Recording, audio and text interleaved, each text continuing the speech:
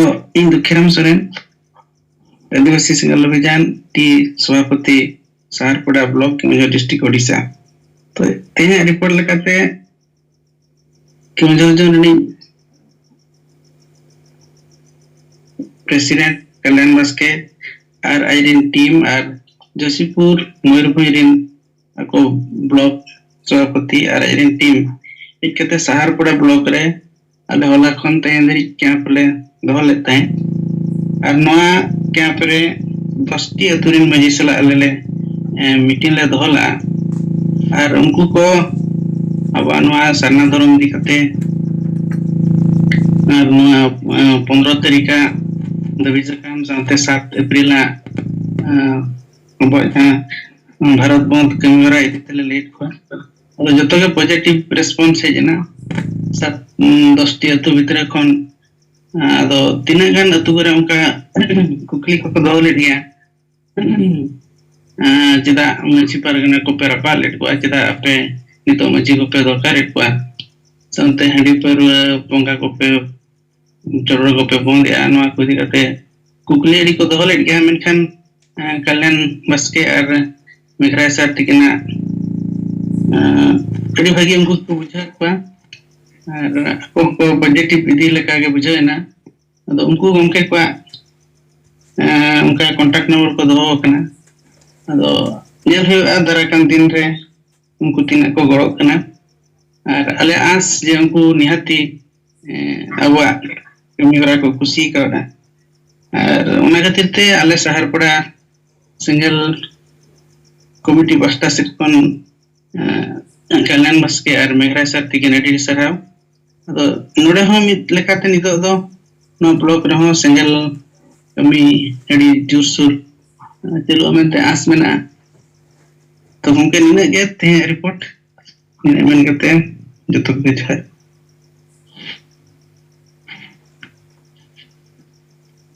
दुखीराम सोरेन गंके मा आटी आइमा गुण सरहाव और मानव सिंगल जोहार और कल्याण बास्के और मेघराय गंके तको हो मा इंपस्टा सेन कोन साई साई गुणमान मानव सिंगल जोहार और नो नितो अबो मिटन नारा साथे नो बो ट्रैकिंग बो चालू का माजी को बदल नवा कोरेना विचार को दो पे लई बड़ा पाचे बांगा नवा को अभी माजी को सब पे दुपड़ू ला अदो ठीक गया और रिपोर्ट को नोय कमल चंद्र मंडी गंके मासे हम हो तबो इंतु लका माइक जी काते रिपोर्ट को विचार को तबो सदर में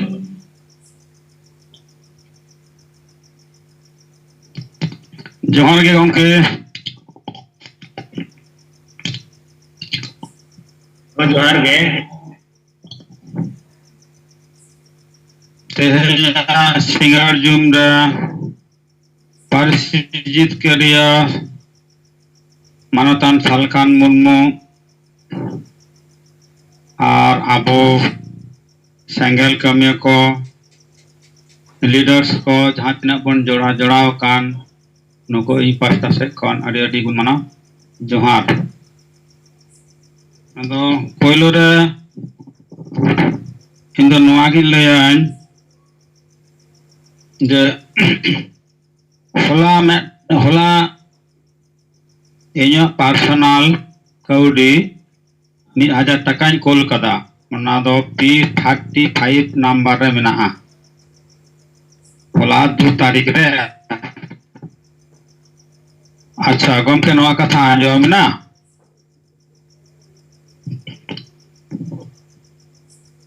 आजो मेना रोडी थी में आदि बेस आजो कना कमल गमके अच्छा ओना तायम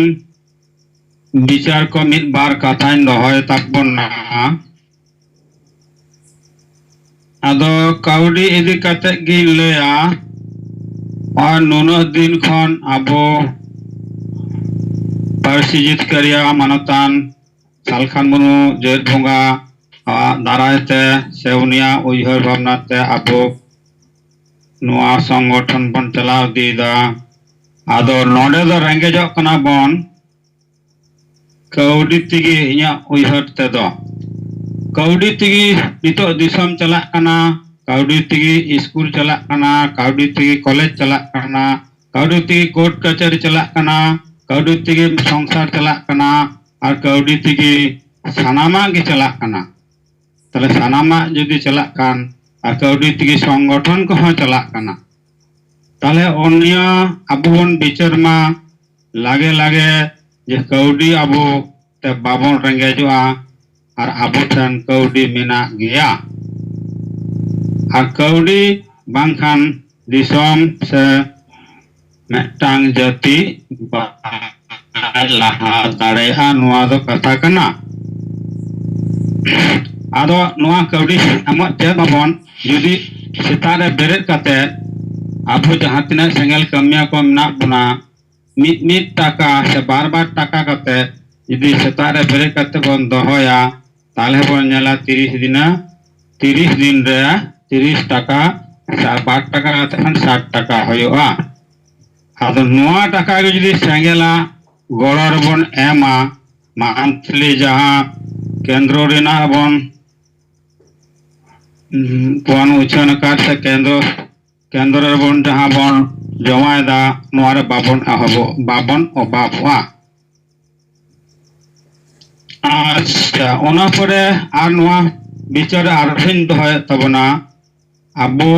माझी बन बदल कोआ आतो बन बांचावा नुआ एकदम अडी जथात कान ताबना आर नुआ इदी कते अबो देवाल लेखन से कांत करे बन ओला और माझी के बदलाबो आदिवासी ग्राम के बाचाबो नुआ को और लगाओ बना मारे माझी पारगाना व्यवस्था दो गोलामी और गुजु व्यवस्था काना आजादी और बांचाव लगी मारे व्यवस्था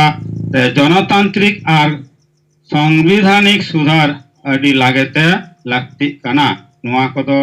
अबो सानाम आतु कोरे ओलोक मा और आतर बन प्रचार मा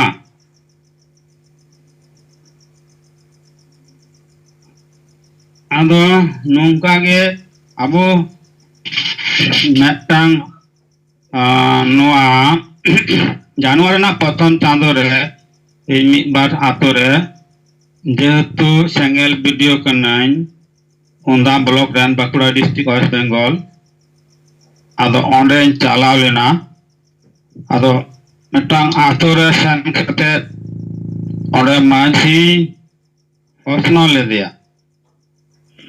जे मेंदान धर्म गुजुक काना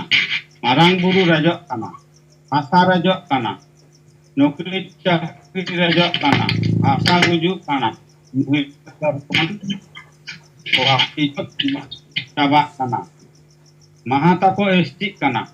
अबो जुड़ को रजत बोना ताले नुआ खन अबो बांचा बन से गुजु अपन नुआ को गुजु डहार रे मेना अकादा गुजु खन बन बांचा से ना गुजु अबन से बन बांचा ओना बारे कथाई मिता को कांत है आदो उनको को मेन दो बांग गुजु तो अकोय हो बाय चया बांचा की चया आदो ओना रे आदो ताल है नमन गुजु बांचा चाय खान ताले मा लागे लगे आपे जुमी दो पे चदा आपे जुमी दो कना मेदा ओना गी तो मांझी आले ठीक ठाक नुआ को बिचार बाय दोहयदा से आले आतोरेन हर को बाको ठिको कना चदा आपे ठिको कना ठीक ठीक ते लगा आपया और मा लागे लगे इन लई पे गोड़ो कना ओना गोड़ो ना मेटांग nyutum इमन पे आदो ओनारे मेटांग nyutumi हताव के तया और हताव करते उन्हीं नंबर को दोह केदा आदो उनिया नंबर दिनम फोन रे मेना कदिया उनका के आरहो मेटांग जायगा रे चला होय लेना ओंडे आमा 10-8 जन ले ताहे लेना ले आदो ओंडे हो गालमारा रे नोंका के प्रश्न को रखा बिना मांझी को इदी कते गे मांझी मा ओंडे दो बाले नाम दाड़े दिया और माझी को बाय जहाँ तीन मिद बार हड़ को ताहे लेना उनको सा गलमारा होय लेना आदो ओना गलमारा रे आदो को मेंदा हाँ गुजु तो गुजु कान गया ताले गुजु कान खान ताले बांचा हो जाओ तुम हाँ बांचा तो लगा गया ताले सीधा बाय जुबिदो कना अब हाँ बाय बाय जुबिदो कना माझी बाय बेरेदो कना आदो उरे मुझे देखो आले समाज गेले आले सेंगेल समाज रे सेंगेल रे जहाँ तीना हर आले तो बांचा आले खोजो कना आले तो बांचा हर रे ना आले और जहाँ तीना मारे ढार रे हर में ना को और जहाँ बांग को गोड़ो कना नुको दले मिता को समाज गोगज हर कना को और नुको की समाज को गोजा जहाँ तीस जुदी नुआरे बांग जितकरोआ तो समाज गुजुआ उनको की दही को तहना अदम में हाँ गोंके ना अड़ी सारी कथाम रोड़ा ताले ताले तो लगा जुमित को अदम लगा खान दो देन नितुम को मंच पे और आपे नंबर को मंच पे आपे सा इन जोगाजोगी तहना अदो ओना सावरे मेटा चंचल मुर्मू उन्हें तो पुलु पुकुरन कना उन्हें नंबर इन धो किदा और मिताय कने आमा आतो रे आमें दोहरे में और आमा टोला पड़ा आम नवा प्रचार हुए तमा सेंगेला उनका के पंचानन सोरेन उनिया पत्थर काटा उनिया नंबर इन धो किदा और उन्हीं मिताय कना आम उना आतो रे प्रचार में और उना पासापासी आतो आम प्रचार हुए तमा उनका के सुनील मुर्मू निमट डांगा उन्हीं हट ओंडेनी स्थापित के दिए आदो उन्हीं मिताय कना मा टोला पड़ा ना आम जहाँ मेटांग आतो दायित्व आता में अनवा दायित्व रे आम नुआ सेंगेला चर्चा दी हुए तमा और जुदी बांग को चर्चाया ताले सेंगेल दो बाय दइया नुको मारे ढार हड़ को दइया गोगज समाज गोगज दो ताले उनको गले दई कोआ और उनको को दइया आम हो नुआ कथा के ले को में आदो नुआ रे उनी अडी वाली कथा रोड केदा और हो अडी आयमा आयमा गालमारा होइना अडी रकम का गालमारा होइना मेंदा मी हड़ दले था मेंदा अडी लगन लगनम लेके दो और उना कटी समय मा खान दो नले का आतई मेंदा मेटांग रुगी गुजु को गुजु लग दो तना लागे लगे रानिया कोना की आदा कोना हाथ नहीं आदो चे लेका तो नो आलके आदो कटी समय माछी को बना माकोआ अदो माछी को समय बगा तो अडी आयमा दिन लहारे आले माछी को ले आतार का को जेरे कते ले बेरे रका को तले तो चिदा बाको बेरे तना तले नितो जुदी माछी बाको बेरे दो तले नुको की दाई कना को गो तारे दो आले समाज आले संगेल रन दो कोखन बाले दइया आले दो समाज ले बांचा लगे रे ना ले आर बांचा डहार रे ना ले मा लागे लागे आपो न जो ये बिचरो पे और सेंगेल जोड़ा पे नुनकाई आर हो कथा को आयमा कथा को की मेन होय ना मैं कहते मेन दे है जड़ा आले और तीना गोटा नुको बारिन दो कदा आदो नुको ती माने मिद बार दिन कते माने तेही पे हर खान गापा पे हर तो तेही पोन हर खान मियाम पन को जतो हर सांगे जोगाजोग रे मिना आकादिया और इन 9 तारीख रे ओराई चला और 10 दिन छुट्टी हतावा इना व्यक्तिगत कमी रे 12 दिन समय हतावा और बाकी दिन दो समाज लगी कमी रे तहना अच्छा कमल चंद्र मंडी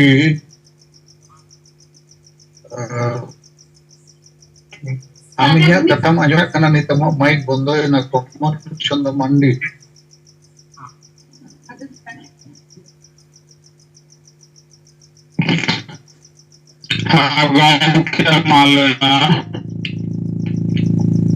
सर माले में सर ना तो हाँ आज आवाज़ नहीं तो आका कर बंगोली ना ठीक है आमा कथा ता है इन हो बइन बुझाव तड़िया ता चेक कम रोड के आतुरिन होर ताहू बको बुझाव में नंकाम रोड का आमेम कुलियत को गुजु अच्छे पे बंचा इनखान को मैंने कोई तो गुजु सना अदो नोआ में क्वेश्चन बन करना तो क्वेश्चन करना आशा भरोसा जाति धर्म रोजगार को बाबो बंचाव खान को गोजा आदो नोआ को आपे पे बंचाव चे बांगे नोआ लगी अतुर पे गलमराव कना चे बांगे इने खान जुदी को मेना होय बाले गलमराव का इने खान में तक बा ओनागे गुजुक तो आदो हम दो सीधम कुलीत को गुजु अचे पे बंचा अमाले अखा उपाय मेना गुजु है नोआ नोंका आबो जुदी तार ठीक बाबो तुन्या इने खान बाय बजा इने गिन्या रोडे जोर हाँ सर उनका के मैन होय कना आदो इन जो नितो शॉर्ट पे मैन दा तो उनका के मैन होय कना विस्तारित तो भाव तेगे मैन होय कना आदो प्रश्न तो ओंडे हे ना गुजु और बांचा देना लास्ट रे तो उनका विस्तारित भाव तेगे मैन होय कना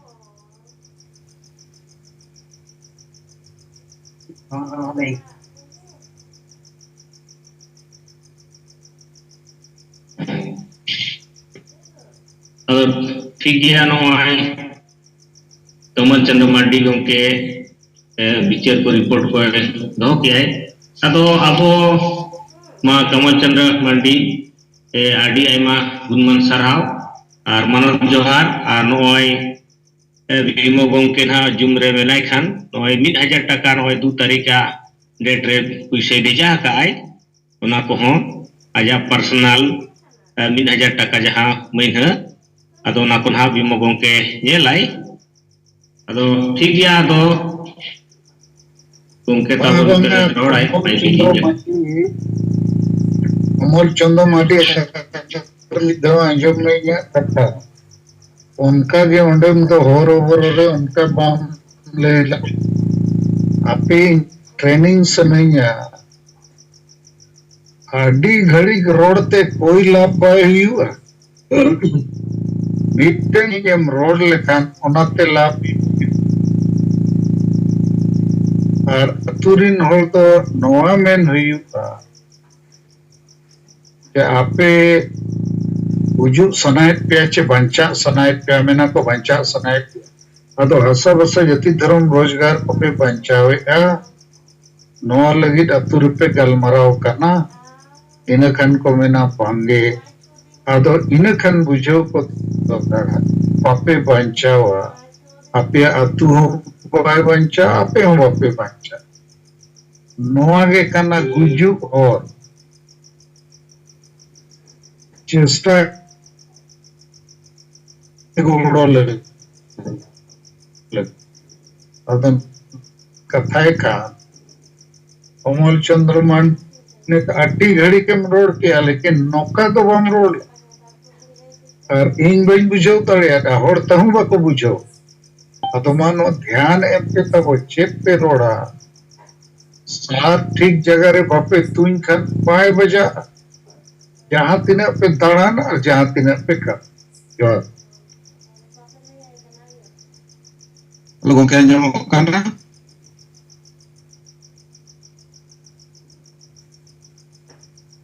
गोंके जोहार जोहार जोहार के माते सिंगर जुमरा से लड़क तेन सिंगर जुमरा से लड़कन वर्षी जित करिए जीवित बोगा सलखान मुर्मू साम मैडम सुमित्रा मुर्मू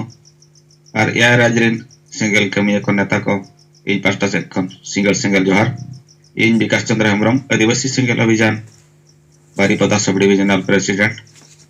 ओडिशा मयूरभंज अदो तेहना रिपोर्ट लेकाते दो जहां अब नवा कमी होरा बसाब किया चे नवा रणनीति बन सब किया जे मजी बदल को अतु बो बंचावा अदो तेहन आले 11टी अतु रे ऑल हुइसत किया और ओडे अलिज साथे मुगल मुर्मू गौरव हेम्ब्रम और धनुष सिंह मुर्मू नुकु कोले ताहेया अनुआ अतु को बांगरी पसी ब्लॉक रेना भासुनी पंचायत और बड़गा पंचायत रे मेना अदो नित धबी ते उनकाना नेगेटिव दो बाहेज कना मेनखान नितो के फोन हेज लेन थे जे ओल दो बेसा के पे ओलका सरहाव के आदो संतार ते पे ओल लेखान ठीक को निके धरा के ओंडेना सेट खन फोन ना हेज कना और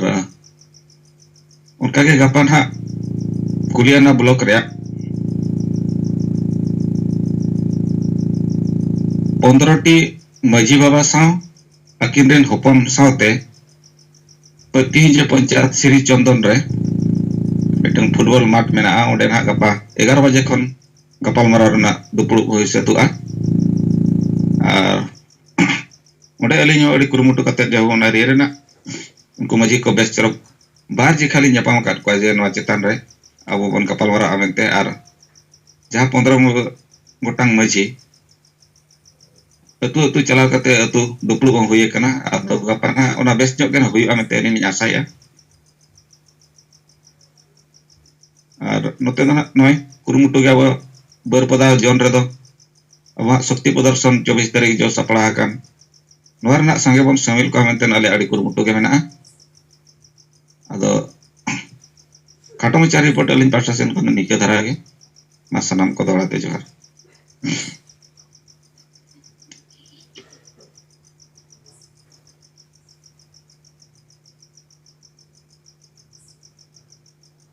अच्छा विकास नॉय जे 11टी अतुर पे वॉल राइटिंग किया नो लगे अड़ी सराव आदो आपे आर होना 15टी माझी को सला गालमराव पे दुड़ुप लगी ना हम बेस कथा आदो इन्या सजेशन नित तो अब पेया जिनिस रे सुधर अगु सनायत बुआ मीटिंग मा आशा भाषा बंचाव रे कथा रे माझी को रेवेन मान आर मीटिंग दो जुमिट कते आवाज रखा ओनरे माझी को रेवेन मान आर मीटिंग दो हुयुक कना समाज सुधर आंडी पर्व बदलते बेरल दा चोदर आदो नो समाज सुधर मामला रे दो टाटका आलोबो प्रेशर को मा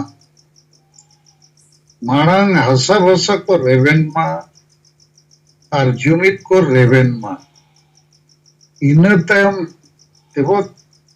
कर ठीक है सर सब अते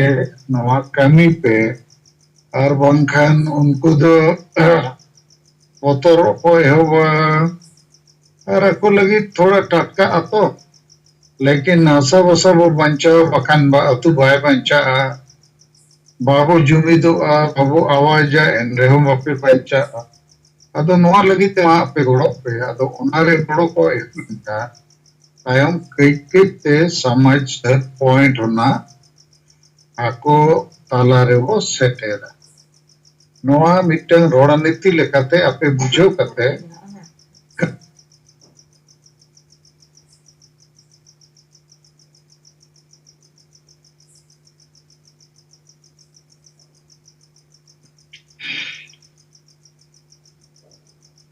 तो ठीक गया अब नय गंके सजेशन लेकाते अब जतो नेता को जुरे बो सेलेद कना और सारी गे नुकु तो जुग जुग खना बो नय मेना को मेना बोना और जुग खन माने समाज सुधर रिया कमी पाई हुई कना तो उन लोगन दो ना नको बाको बेना तो ना हो दो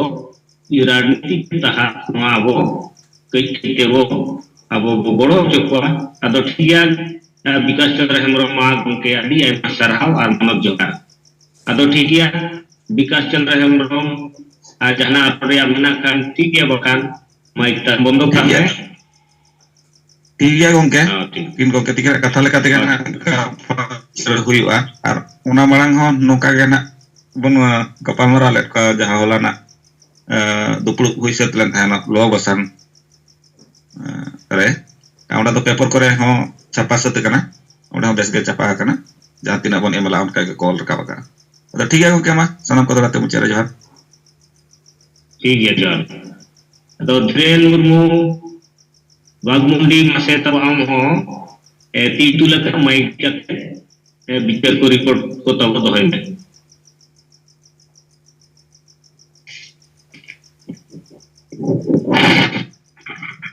ᱦᱳᱭ ᱢᱟ ᱢᱩᱨᱢᱩ ᱜᱚᱢᱠᱮ ᱡᱚᱦᱟᱨ ᱜᱮ ᱟᱸᱡᱚᱢᱚᱜ ᱠᱟᱱ ᱛᱟᱹᱞᱤᱧᱟ? ᱟᱹᱰᱤ ᱵᱮᱥ ᱜᱚᱢᱠᱮ ᱡᱚᱦᱟᱨ ᱢᱟ।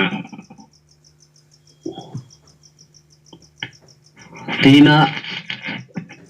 ᱱᱚᱣᱟ ᱥᱤᱸᱜᱟᱹᱲ ᱵᱮᱲᱟ ᱡᱩᱢ ᱨᱮ ᱥᱮᱞᱮᱫ ᱟᱠᱟᱱ ᱟᱵᱚᱭᱤᱡ ᱨᱟᱡᱽᱱᱤᱛᱤ ᱫᱤᱥᱚᱢ ᱜᱚᱢᱠᱮ ᱡᱤᱣᱤᱫ ᱵᱚᱸᱜᱟ ᱥᱟᱞᱠᱷᱟᱱ ᱢᱩᱨᱢᱩ, ᱚᱱᱟ ᱥᱟᱶᱛᱮ ᱟᱵᱚᱭᱤᱡ ᱡᱟᱦᱮᱨ ᱟᱭᱳ ᱥᱩᱢᱤᱛᱨᱟ ᱢᱩᱨᱢᱩ ᱢᱮᱰᱟᱢ, ᱟᱨ ᱚᱱᱟ ᱥᱟᱶᱛᱮ ᱟᱵᱚ ᱮᱭᱟᱭ ᱯᱚᱱᱚᱛ ᱨᱮᱱ ᱥᱮᱞᱮᱫ ᱟᱠᱟᱱ ᱥᱮᱸᱜᱮᱞ ᱡᱳᱱᱟᱞ ᱥᱮᱸᱜᱮᱞ ᱡᱮᱞᱟ ᱟᱨ ᱥᱮᱸᱜᱮᱞ ᱵᱞᱚᱠ ᱟᱨ ᱥᱮᱸᱜᱮᱞ ᱠᱟᱹᱢᱤᱭᱟᱹ ᱠᱚ ᱟᱹᱞᱤᱧ ᱯᱟᱦᱴᱟ ᱥᱮᱱ ᱠᱷᱚᱱᱟᱜ ᱜᱩᱱᱢᱟᱱ ᱢᱟᱱᱚᱛ ᱥᱮᱸᱜᱮᱞ ᱡᱚᱦᱟᱨ। ᱟᱹᱞᱤᱧ ᱫᱚ ᱵᱟᱜᱢᱩন্ডি ᱵᱞᱚᱠ ᱥᱮᱸᱜᱮᱞ ᱯᱟᱨᱜᱟᱱᱟ ᱟᱨ ᱚᱱᱟ ᱥᱟᱶᱛᱮ ᱡᱷᱟᱞᱫᱟ ᱥᱟᱵ ᱰᱤᱵᱷᱤᱡᱚᱱ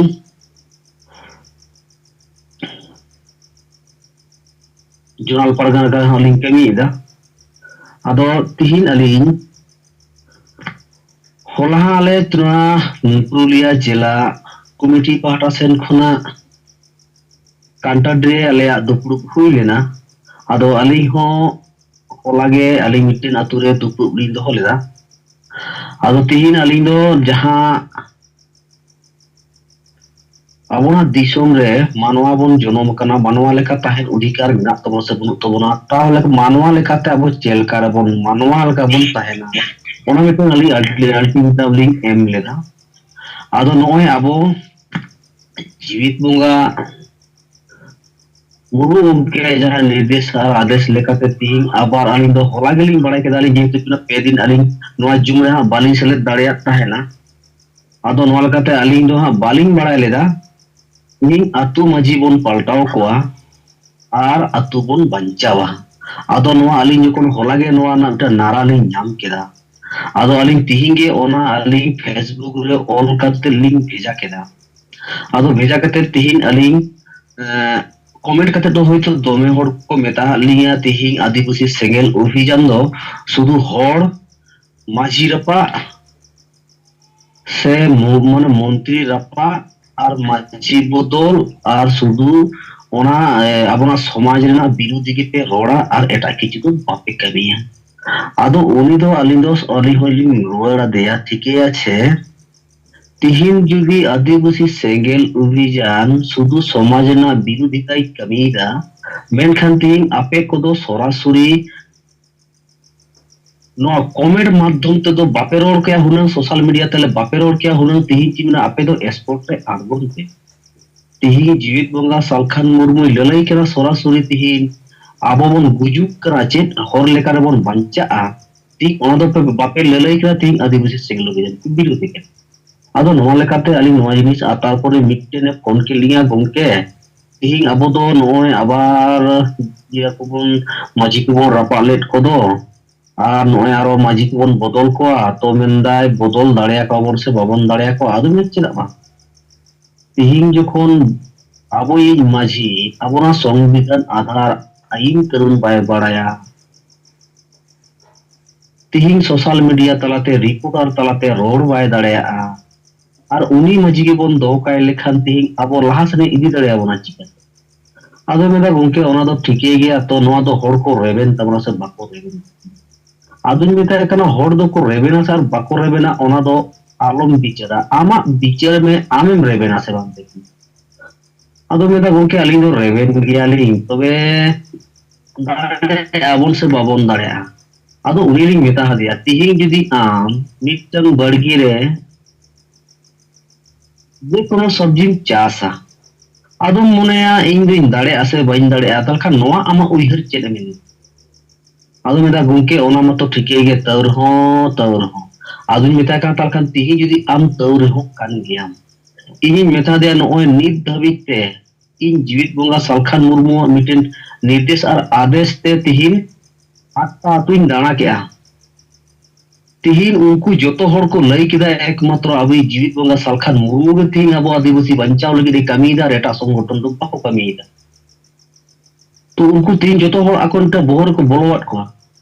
तीन को बिचार दा और तीन जुदी आम बिचार सनायत मेगा तीन जुदी आम नो मोने दा आम बिचार सनाय में मेनखान आम दो सरासरि इन सावते न्यापामो तलांग में होयतो ओकार लाग न्यापामा आम लय तलांग में इन उडी सेनोआ और बानखान आम हिजु में आलांग सरासरि lang galmarawa ar galmaraw tala tege ting alang bicara okoya ठीक होयतो आमा ठीक और बानखान इnya ठीक होयतो जिना आमा ठीक गे मेनखान आमा तीन तालामा और जुदी इnya ठीक केना इnya तीन तालामा बस ओनागे और नोय नोआ को नारा आदि नबाय जिनिस काना तिहिं नोआ को जिनिस तिहिं दुनिया रन हर को बिचारा तिहिं आदिवासी सेंगेल अभियान दो चेदा नोआ को जिनिसे रोड दा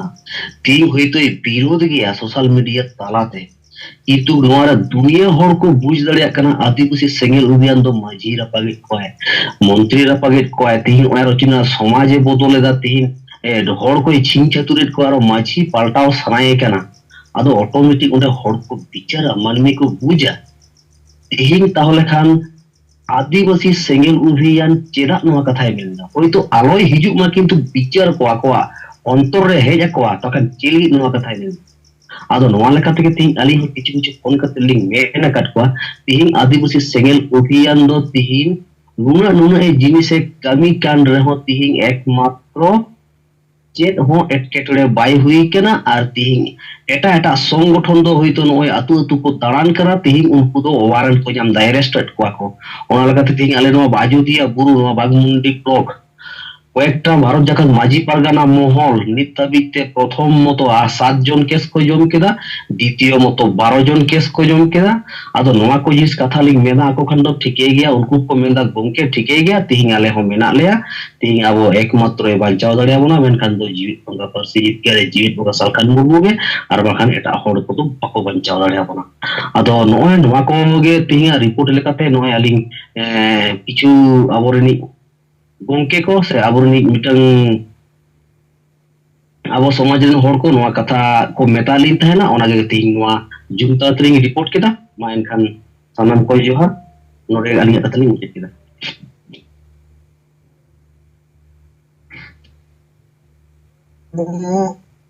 ᱟᱹᱰᱤ ᱥᱟᱨᱦᱟᱣ ᱟᱢᱟᱜ ᱠᱟᱛᱷᱟ ᱵᱟᱰᱟᱭᱮᱱᱟ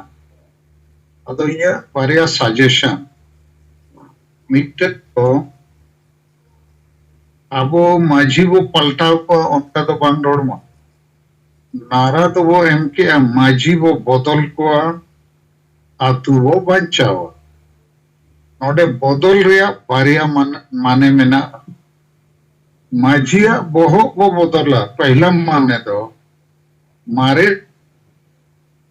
आशा वर्ष यति धर्म रोजगार बड़ो आए जुमित हुआ मारे माझी हो जुदी समाज सुधार कमी रे कोड़ो सनाए इन्हें कन चेदा वो बदल जुदी बहुत बदलो आबो कमी लेका आबो नीति रणनीति लेका इन्हें कन उन्हीं के वो तो है के बाय कमिया बुझे करते हम बाय बुझे इन्हें कन उन्हीं दो बहु हड़मो बदल हुआ तो बुझे को हुआ नुई मुरुग माताल बांग बुझे माझी का सर पे तहन कान आपे हो आसावस्ता जति धर्म रोजगार वीजो तो नवा कथा कना बुझे रिया नारा माझी वो बदल को अतु वो पंचावा माझी बदल माने बार रकम पूरे हड़मो के बहुत तो बदल रिया बारिया माने में ना और माज पाल्टाव को मेन लेकान मिटन माने के हिजुआ उनी वो हटावेया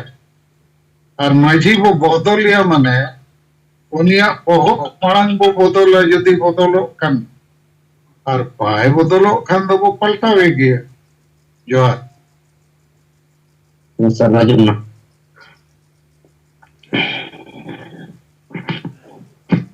आरो नोआ साथे नोआ लिंग आरोली रिपोर्टिंग का कना अलिंगा अतु रे तिहिन आली माझी बाबा ओलो पढ़ाव बाय बढ़ाया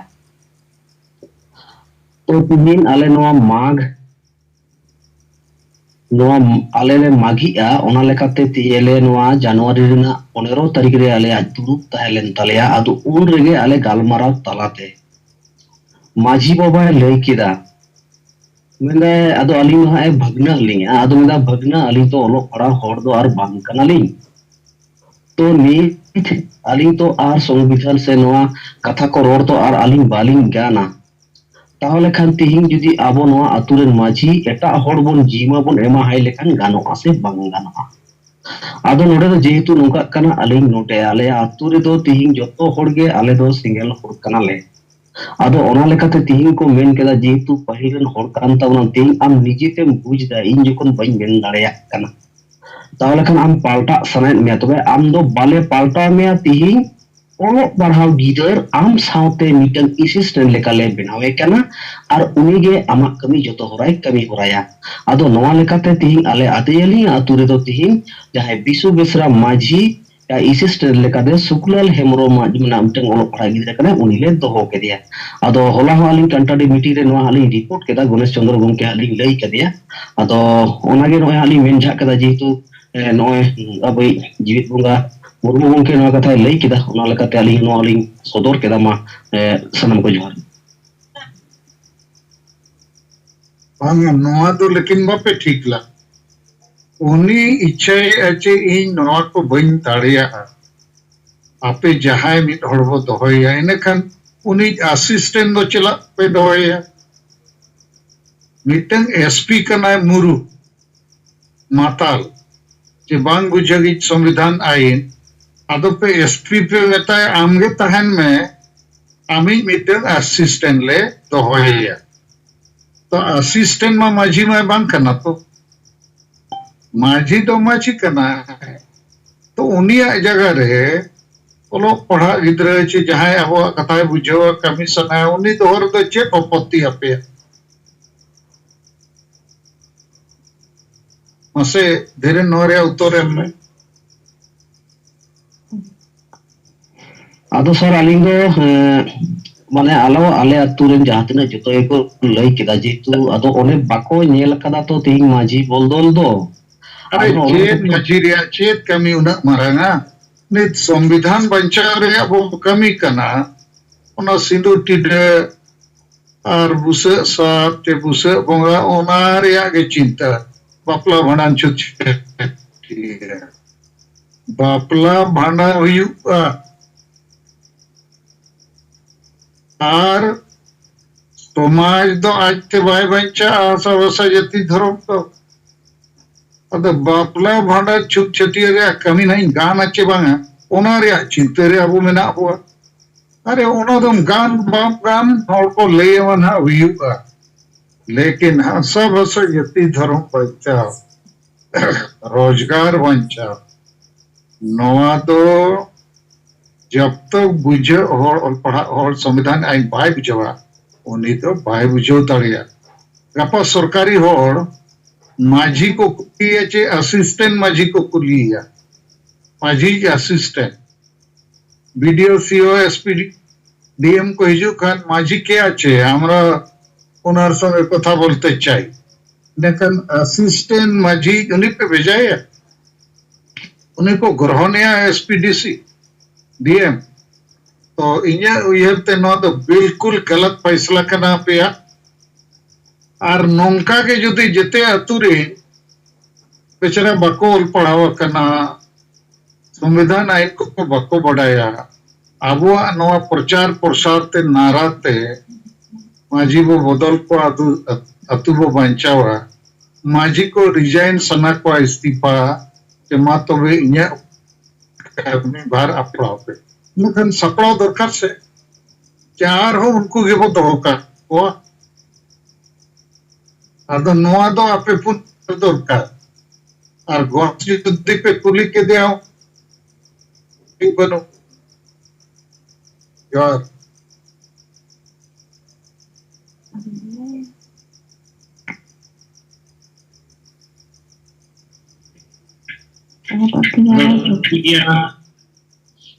धीरेन मुर्मू गंके मा आडी आयमा साराव आर नोय तबो गंके उना को रिपोर्ट को वैसे बुझावर बनाए ᱟᱫᱚ ᱴᱷᱤᱠ ᱜᱮᱭᱟ ᱩᱱᱤ ᱡᱚᱠᱷᱚᱱ ᱵᱟᱭ ᱫᱟᱲᱮᱭᱟᱜ ᱠᱟᱱᱟᱭ ᱩᱱᱤ ᱯᱟᱲᱟ ᱦᱚᱲ ᱵᱟᱝ ᱠᱟᱱᱟᱭ ᱚᱱᱟ ᱫᱚ ᱵᱤᱞᱠᱩᱞ ᱟᱨᱚ ᱮᱥᱤᱥᱴᱮᱱᱴ ᱮ ᱵᱮᱱᱟᱣ ᱠᱟᱱᱟ ᱚᱱᱟ ᱫᱚ ᱜᱟᱞᱟᱛ ᱜᱮᱭᱟ ᱟᱫᱚ ᱢᱟ ᱛᱟᱨक सरेन गमके मासे माइक एम जी का विचार रिपोर्ट को ताको खाटो पचा विचार सदर में सानम को जोहार अलिंग बेंगल पोनात दुगली जिला नेकली ब्लॉक समिली कते टेबल एप्लीकेशन वर्ड वाला मी कैन वीवो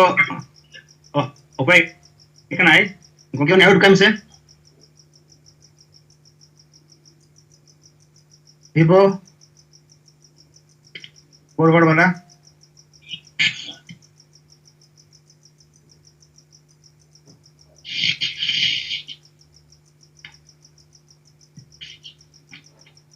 ठीक है तारक सरेन गमके मा गमके आउट का दे रिपोर्ट लिखते मेटेन व्हाट्सएप ले ᱧᱮᱞ दा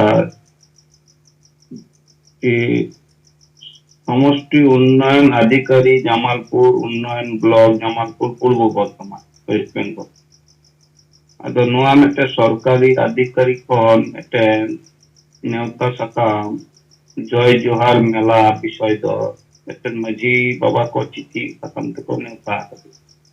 ना सरकारी भाबे अदो नोआ कारण ते नोआ इन ले लगी तो कना जे सरकार ठेन जेते सरकार ठेन गे नित दो मजी चितान मेटे फोकस तो है एकन लाहाते दो बाई कहा कना लाहाते दो पॉलिटिकल दल सरासरी गे को अकोलेन चमचा बेलचा को तलाते उनको मजी को कुटाव किया मेंकर नुका नेवता को दो से नुका मन सकम को दो नेवता सकम पहिल इन दो बइनेल कदा निया या उमेर 42 बछर हुई कना अदो नीत नियल ñamok kana noa नेवता सकम मजी को ñame peda noa abua अपना WhatsApp ग्रुप को ना बेंगल रे ना WhatsApp ग्रुप को मानतन ना लक्ष्मीनारायण किस्कु गमके ओना पोस्ट करे अदो नोआ दो एई कारण ती लेई किदा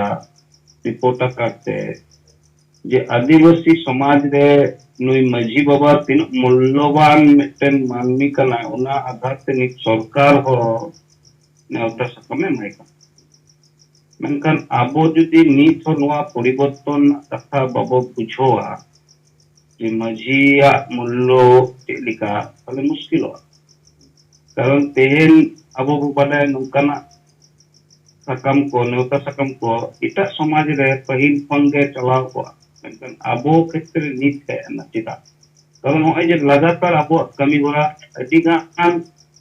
प्रशासन लेवल रे नियल जामो कना उनको को नियल दिया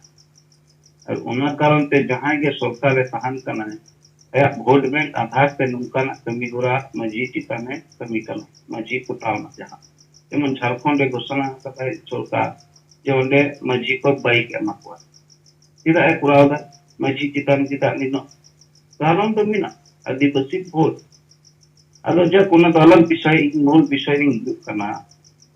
ओय जे आदिवासी समाज रे नीत हो आदिवासी जागरूकता बनुक ना कारण दे तना ओय जे गोंके नी लेई किदा जे आदिवासी समाज रे नुंकु के मेन ड्राइवर कन को इंजन कन अदो नुंकु जतखन बाको गड़ो आ समाज रे ततखन मारांग जुरु आंदोलन बाई सेटेरो तेहन आबो को लड़ाई का जहां कमी रे जे सन्ना धर्म को संताली राजभाषा मा झारखंड रे मांग गुरु को अखरी कदे उना गुरु मा आर आबो भाषा भाषा जाति धर्म इज्जत आबादी सुरक्षा तहन उना संसंते कुर्मी को जते कोनो भावे एसटी आलोको ही अदो निन मारांग मेटन आंदोलन बिनु मजी ते मा 22 हुईवा कारण मजी के तो उनको अटक दहो का को नो को बुझो गया उनी मजी जदी को बदल दारेया बदल माने तो आया मानसिकता को बदल दारे ये भाषा भाषा जाति धर्म कथा नहीं तो रोला है से सरना धर्म कथा रोला है से कुर्मी को आलोको इस्तिमा उना कथा को रोला है तो वे जैसे मारान आंदोलन लगी हरो को मजी कथा ते को ओदो बुझुआ আর নোয়া তো উনকে সম্ভব যদি মজি নোয়া মানে মানসিকতায় বদলায় तबे आबो समाज रे जहां तीनों संगठन नितो मेना नोआ दो बको ई बलता और उना कारण ते नीत धरी माझी को गुलाम रे को दोहो कते माझी और माझी गुलाम रे दोहो का आबो बो बड़े नियता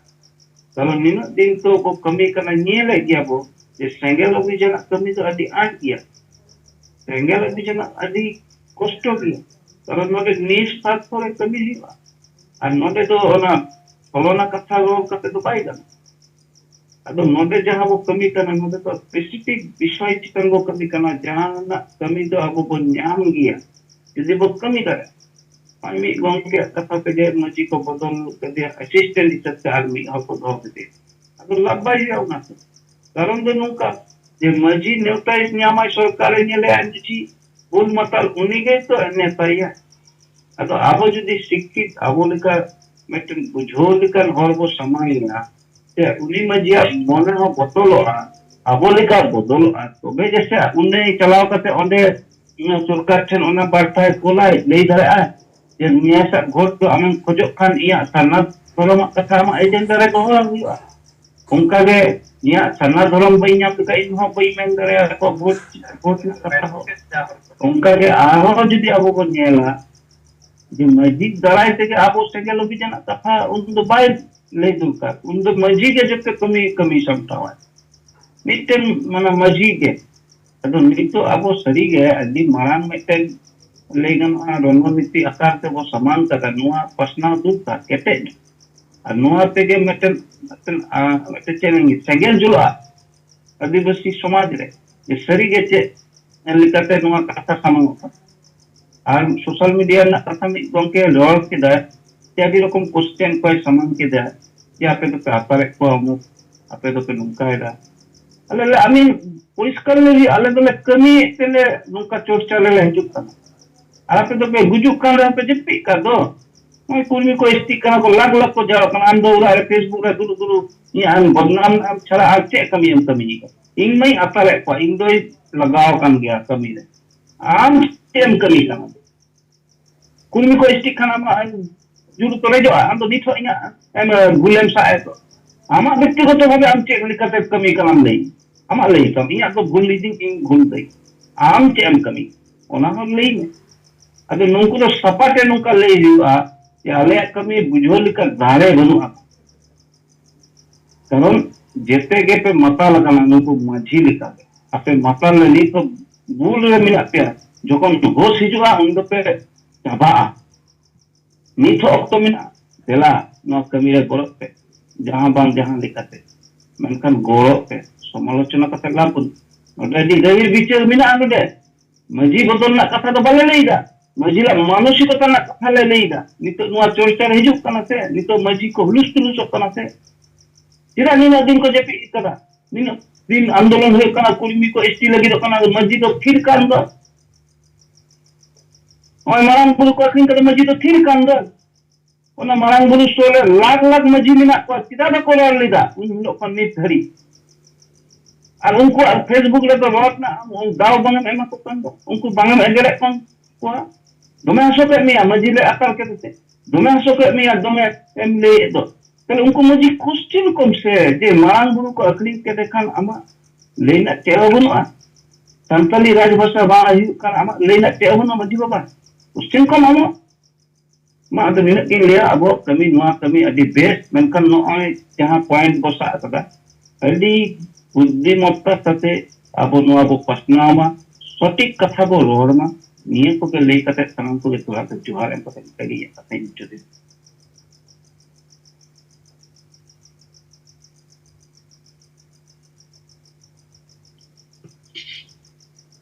ado ठीक गया नो तारक सोरेन गोंके मा आडी आयमा गुणमान सरा आर मानद जोहार ado ठीक गया अब रिपोर्ट को बिचर को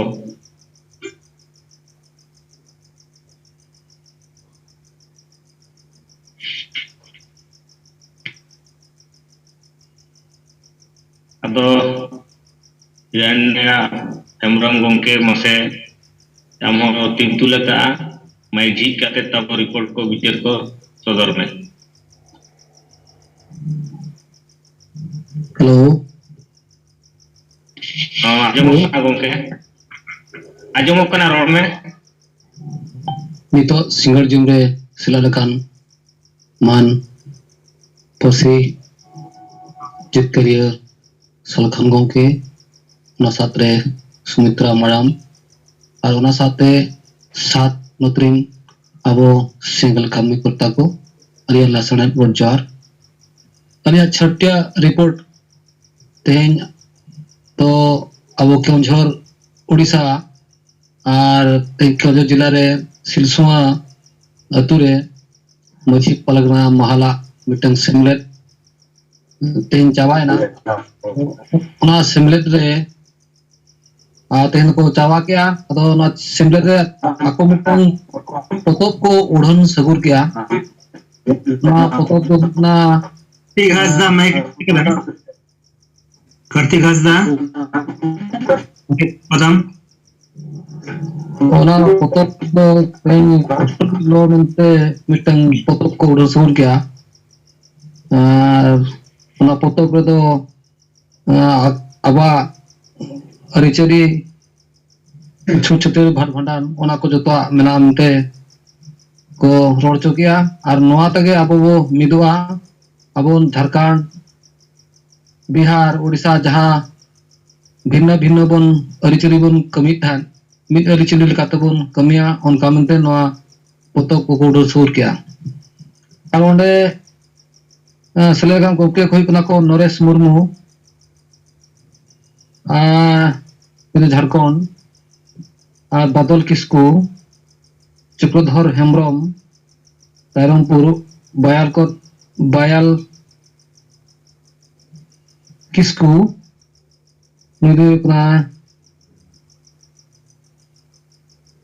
झारखंड मंगल सोरेन बंगल बांग्ला रे और अनिले गंगाधर नरेश मुर्मू और दुर्गा मर्डी उनको को वक्तव्य को एम किया और नोडे विशेष करते आले सदर विधायक को बीजेपी रिंग मोहन हेम्ब्रम से माझी नोडे नोडे दो नेलोक कना होला हो चिन्ह बायरोड़ा का हेले आज होला पसार गे नको कार्यक्रम को नेल तहन आ तेहेन हो आई दो बाय कना किंतु संध्या उड़े हेजना चट्टा कोले अतो ना कार्यक्रम को गे नेल तुरखी बड़ाय आय अदो रोड को चिन्ह बायरोड़ा का अदो इनाते जोना कना दो नुकु मझी माल को उनको सला को ताल मिल का और पुसा पत्र को नवा को इन्वेस्ट का मनते नेने कना और अड़ी नपाय चेहरा टेंट फेट को मराव का और इनकते होर तेन दो को सिंगमा का मनते होर को हेज लन लिया अजम दाको और नोडे तो विशेष करते चेत उनका नवांग तो को क्या संविधान कथा तीन अन को रोड क्या और बेकुंडी दही रे जहां गुरु गंके सन्ना धर्म मनते ओना गबन धर्म में तो को मन किया और हाना नवा दो बाबू धर्मा और मिट्टी धर्म को धर्म मनते को गलत सकिया और मझी को गे अब दो मुसुल खुंटी और उनको मझी को गे आपे ऊपर गे भरसा मनते आगो हो मझी महल हो उनको तुरी मझी को गे ठन गे भरसा ताहेना मनते को रोड चुकिया मुख्य तो नवा गे ताको मेन मुद्दा ताहे कना मझी को ठन गे आपे ठन गे दिसम दो साबड़ा मनते को मेन चुकिया और आगाम दिन रे अब दरकार पड़ा खान राजस्था जति धर्म लगी बड़ आंगरा मनते मेन चोयना को और उनका विशेष कार्यक्रम दो बनुआ गमके और ऑल चिकी बन चेदोआ जतो गिद्रे पिद्रे और मझी को अतुरे बरसिन समय बोमा चांदो रे बरसिन समय रविवार हिलो कते दो निहाती बन फॉलो बन चेदोआ और बुद्धि दिशा बन उदुआ को मझी को उनका को मतरपा और इनका के गमके विशेष दो बोलिंग दौड़ा का नवा लिया मोबाइल हम खराब दिखा गया बैटरी को चार्ज को करना मा तबे अलिया लासना पर जोहार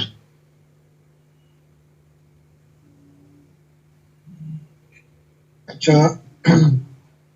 हिरण्या हेम्ब्रोम रिपोर्ट को अंजुम के असर हो तो इन आपे तो थोड़ा बुझल सनैया अरिचली बचाते तो आदिवासी तो बाबो बच्चा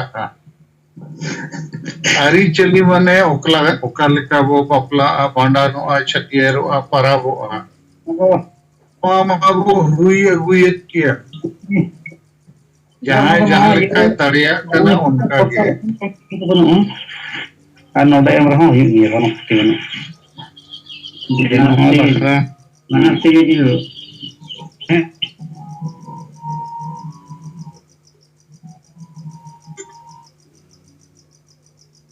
अरिचली तो चलाव हिजू कान गया बपला भांडान छटियार बपला बोंगा बुदु ओना मित कतेम बंचाव चे जहां लेका के परा ओना तो तहन गया लेकिन ओना बंचाव nyutum तेम जावरा लेनका धर्म कोड संताली राजभाषा कुणबी को बंचाव मारंग गुरु बंचाव रोजगार बंचाव हसा बंचाव तो पाए बंचाव आदो गोटा के नुकु माझी परगना महाल दो जहां बंग जहां पार्टी वाला को पैसा को एमा को कना मीटिंग ओचोएत को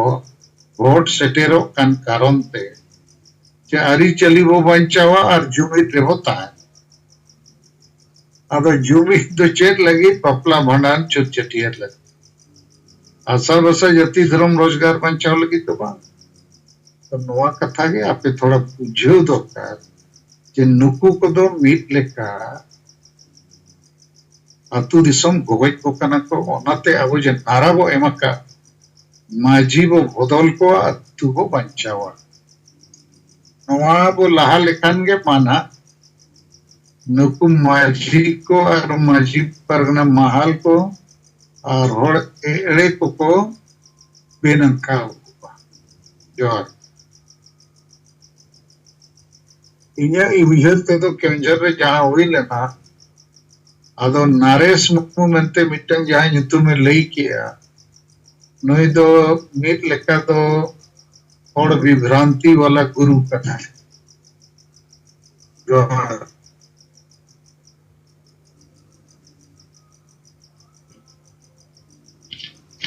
जोहार के वो गोंके अब बिचर को सजेशन को ले गुना है तो aku selalu karena ko gogo jadi age ko kami agu kami kana ko ado ona ko aburi neta ko pusto sai bujau kate abo no hasa basa jati dorong no pancau lagi te abo mena bona to abo chauka sai abo no bicara abo record and diseter kate no bicara bo sama aku kan ge ko bujau ar abo ko goro abo na ado ठीक है मारों का गे leader को तब विचय को सदर मा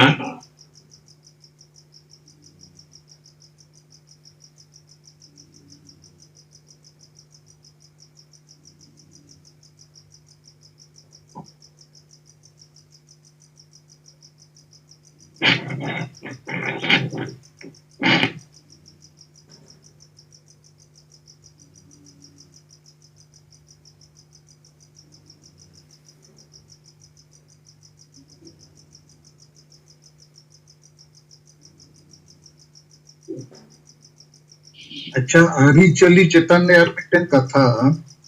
आबो जे बपला भांडन छटियर बोंगा बुरु परा पुनई आबो आरी चली मेना लेकिन निद आरी चली कर हिंदू धर्म तो जुदी आबो धर्म के तो मानत बन हां आदो ओना धर्म मानत लगी माझी को चेत को विचारे आतु करे जे माझी को सनातन धर्म कोड आंदोलन रे चेत लेका को गड़ो कना चे बाको गड़ो कना ओना कना असली मामला तो नुकु दो ओना को चेत हम को बुझवा आदो तीना गन पार्टी रिन फ्रॉड को नुकु दो आरी चली वो बंचावा जुमी दो आबो नोआ कथा को रोड कते पार्टी सेट खोज टाका को अगू कते मीटिंग को सपड़ाव चोयत को वोट को सेटेरो कन कारण ते जोर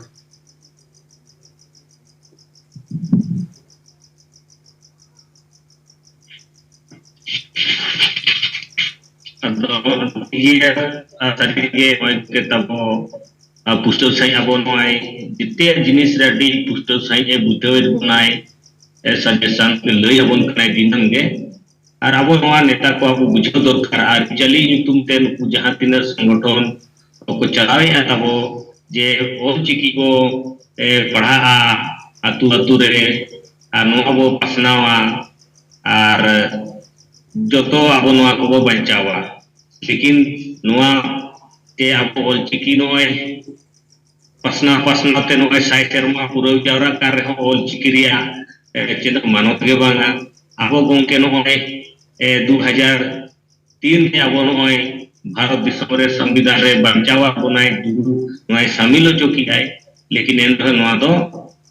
तो आतु रे जे स्कूल रे माने नोआ रे नोआ बाय लागू कना तो आमारी कितना लंग पढ़ाव हुआ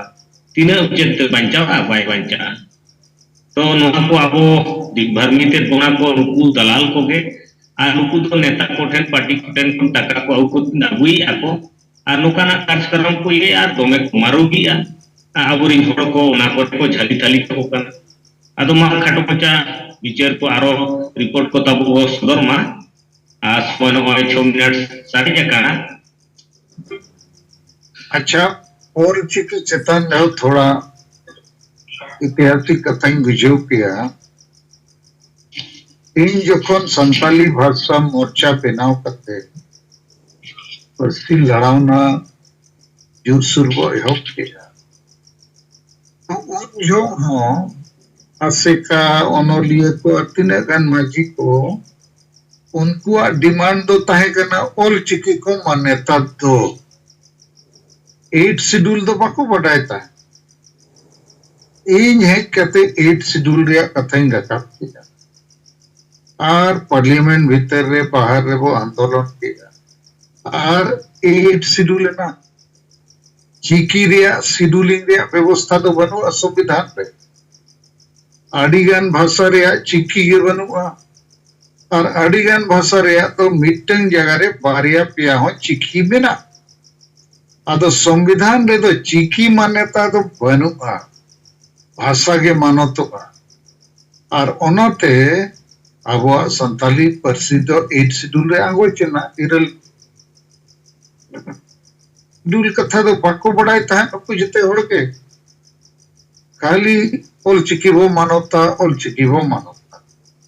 और एहोप रे 1948 रे जते खोज माड़ा मिटन ज्ञापन एम लेना ओंडे हो ओल चिकी मानवत के तो नित हो ओल चिकी चेक कतेम चिकाया यदि सरकार बाय मानवता भाषा भाषा मानवता तबे तो ओल चिकी तम ओला आदो ओकोई संगठन हो माजी परगना महाल आसेका ओनोलिया संताली राजभाषा बनावा झारखंड के हुई ताड़िया नो आदो मिठेन हो राजभाषा पे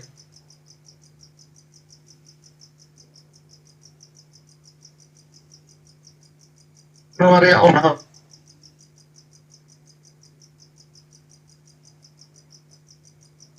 चेत कथम चिकाया यदि भाषा के सरकार बाय मानवता राजभाषा लिखाते तो नोआ हो मिटन सिद्धांतिक कथा पे बुझे पे आदो नुको फ्रॉड को के नोआ दो नुको प्रचार है उनका तो जो है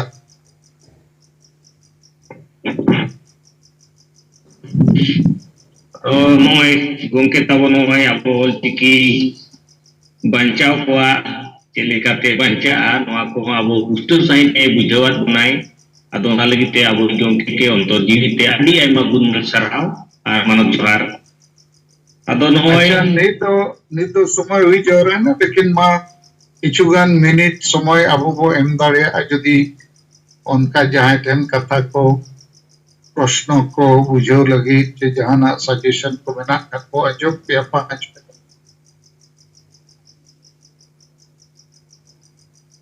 ठीक है सर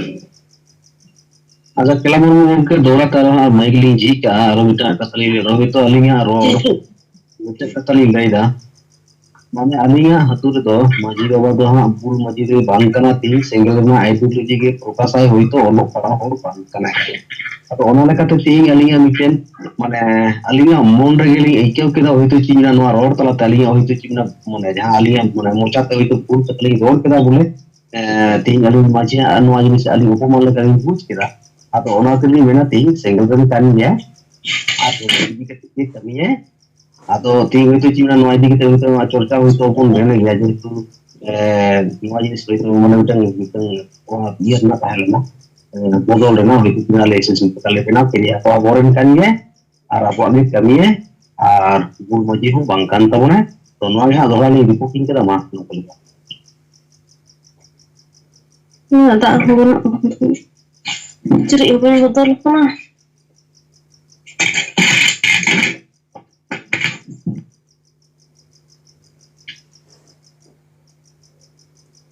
ठीक है गुमा और ओय रिपोर्ट को बिचार को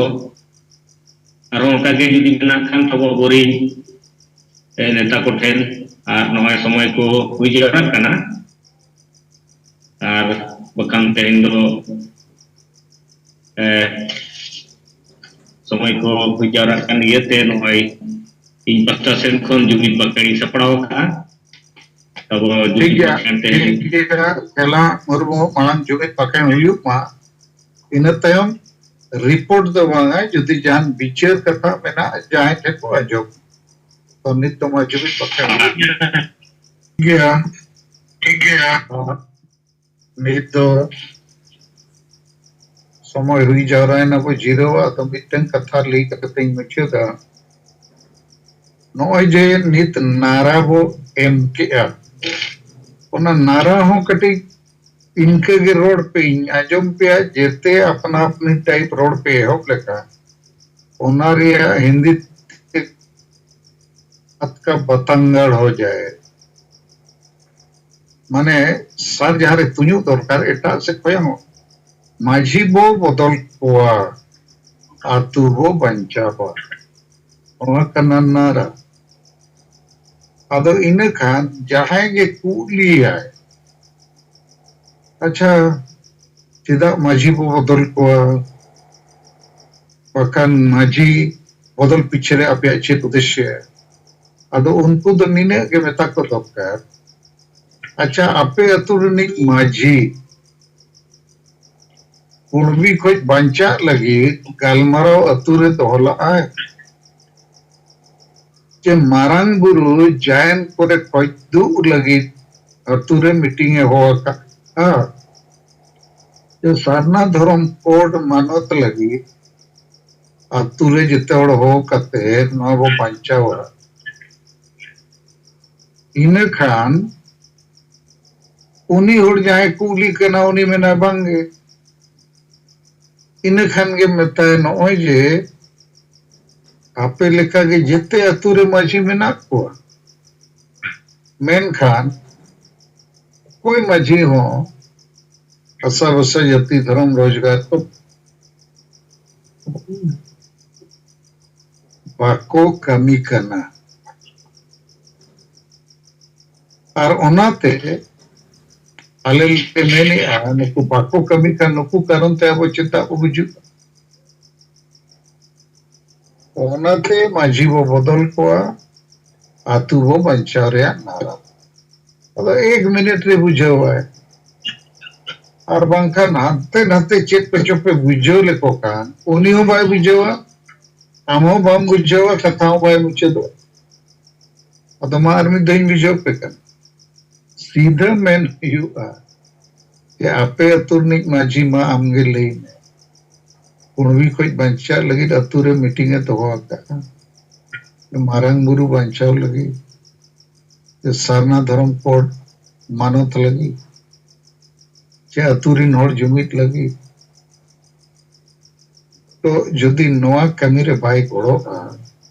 अतुरिनिक माझी माने इंजिन कना कैप्टन कना इना खान नुई कारण ते पूरा अतुरिन होर चला को बुझुगा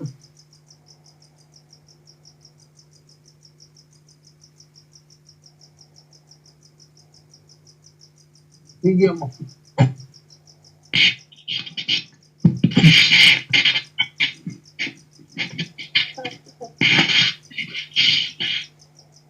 ठीक ठीक है तबे मा सानाम को अडी सराव जोहार तेना जुम दो नोडे को जिरोवा कला मुर्मू जिरो तबो हाय गोके ठीक है सर गिरे बाबू ठीक